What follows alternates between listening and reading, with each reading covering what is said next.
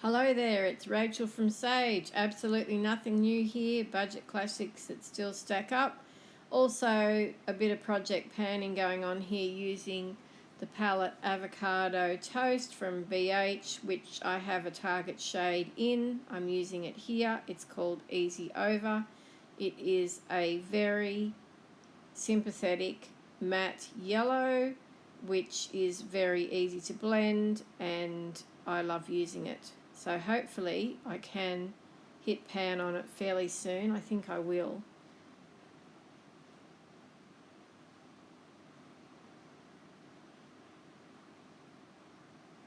Just using it as a transition shade basically.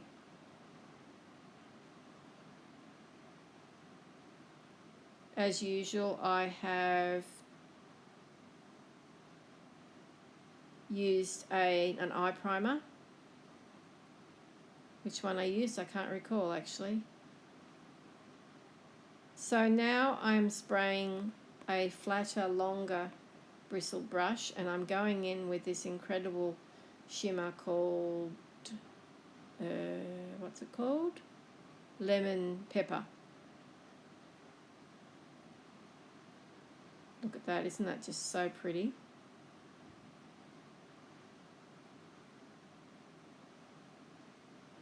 So I'm doing a semi-cut crease here. I'm going halfway across the lid, and I decided my brush wasn't good enough, so I'm going in with the finger, drawing it up from the inner corner through the crease and up towards the brow, as I often do, for that lightness and brightness. And just merging it with the yellow matte somewhat, so it makes a bit of sense. I'm wrapping it around the inner corner here, taking it down onto the lower lash line for some extra lightness and brightness. And sweeping it along the brow bone, although that didn't really seem to work, so I go back in and do that a bit later. Here I'm using the matte shade that's just called Avocado, I think. It's just beautiful. It's kind of the same colour as my top. I'm wearing my old gardening shirt. Anyway, so I'm just doing creating a base really, and some depth and dimension in the outer corner, and the green to yellow will be merged with another shimmer shade, which you'll see shortly. So I'm just doing this eye lift effect, which you know I do often, and sweeping it down onto the lower lash line, which you also know I do often. And I've got to say that even though this is an older palette, it still performs beautifully. All of the shadows, metallics, shimmers and mattes. So now I'm going in with the shade, shimmer shade Hass, beautiful green to gold, and I'm merging the avocado shade with the lemon pepper shade. So it's a bridge between the two, and you'll see how the impact it has really soon when I move my head a bit. It just blends beautifully. It's a perfect combination, I think.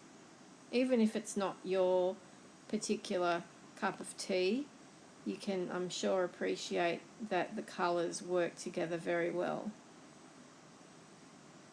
So just buffing and blending with some more of the Easy Over shade, that matte yellow, just to take out those lines. But it didn't take me long. Nothing like using that AVH matte shadow. It seemed to take me forever.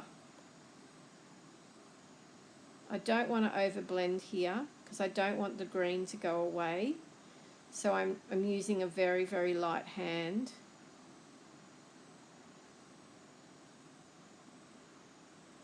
And just the edges of the bristles. I'm really not bending them at all. Turning my head to the side too also helps. So just assessing the work. I'm really happy with how it's turned out there. So I've got that flat brush again, and I'm going in with the shade Holy Moly, which is the darkest shade in the palette. It's a green, but it's got a black undertone. It's got a black base to it. So I'm using it as a liner, and I'm drawing it along the upper lash line and in under the waterline to just sort of a third of the way in. I'm trying to work out my line here so that I've got them pointing upwards at the same trajectory, shall we say. If you struggle with eyeliner, use shadow. Just get yourself a little brush and practice. And you can always use shadow as a template for eyeliner to go over the top of. It's a really easy technique. Just some mascara. I'm still not sure about this one. I don't know. I think it's just a gimmick, this lash serum thing. Sorry, MCO Beauty. I love your mascaras, but I don't know if this one's actually doing very much. Using a brand new primer today. Well, new to me. It's a J-Cat Beauty one, which you can get from Cosmetic Capital and most other K-beauty suppliers like Lila Beauty or Canvas Beauty. This one says it's brightening. I would say it's actually more of a whitening primer. It did take out some discoloration, but it left a bit of a white cast, and I think it affected my foundation performance. I had some unusual things happen. Now this, of course, is a classic foundation. This is the Fit Me Dewy and Smooth from Maybelline. I've had several bottles of this, and it's still available. And yeah, it's still dewy. It hasn't lost that dewiness. I love the smell of this foundation. It's so funny because normally I don't like scented products, particularly foundation products. But this one, it smells like old-fashioned sunscreen to me. Like, who remembers Aquasun? It smells like that to me. And it is a good foundation. It's not amazing, but it's good, and it lasts all day if you set it down, which I will be doing. And the shade range is great, as it often is with these big brands now.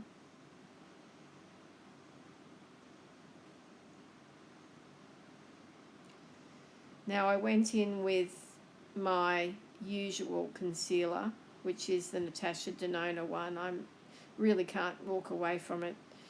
It's crazy expensive, but it's so good. So back to Maybelline now, the Lasting Fix Translucent Powder, which I've been typically applying in this fashion with the flat of an older style foundation brush, not one of those dense ones, one of those flat ones. And I think it works really well at addressing creasing and texture, because you're tapping instead of buffing, and it doesn't move product around underneath. You can be sure that your foundation will stay where you've put it.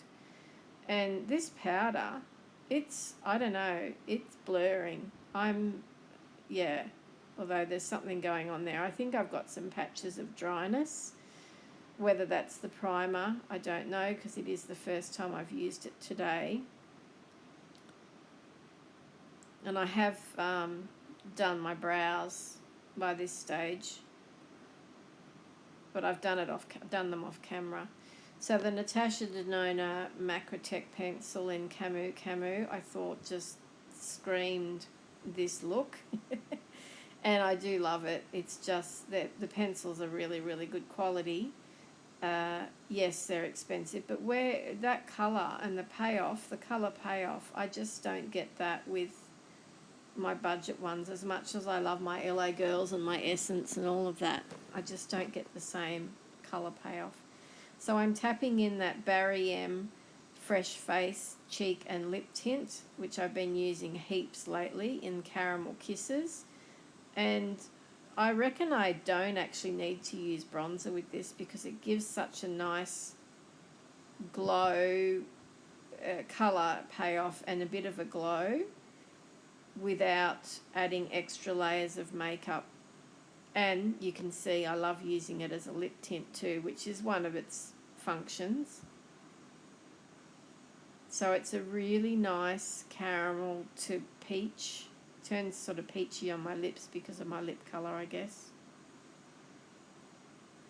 So over the top of the lip tint, I've gone in with that shade there. I don't know what it's called. It's that one in the top row. It's kind of a bronzy shade. I thought that was going to be just what I was wanting. And I did like it at first, but I didn't think it was bright enough. So then I went in... Oh, okay, I'm doing my highlighter first. I'm using the first shade on the top row as a highlighter. It's basically a micro glitter champagne, I guess. Sort of, actually it's more white than that. So then I decided to put that colour on the centre of my lips as well. Because why not?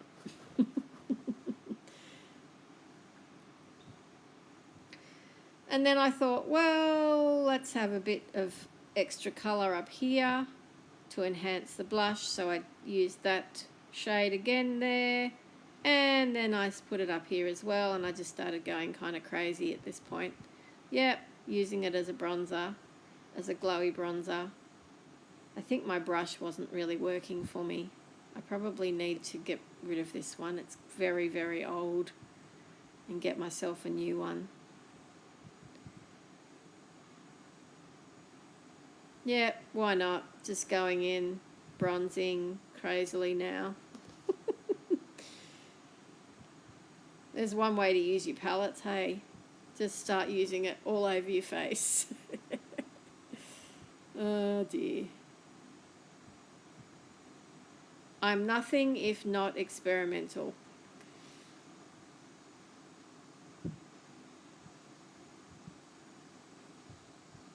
So then I realised I was going a bit red, so I needed to buff and blend. But overall, it came together.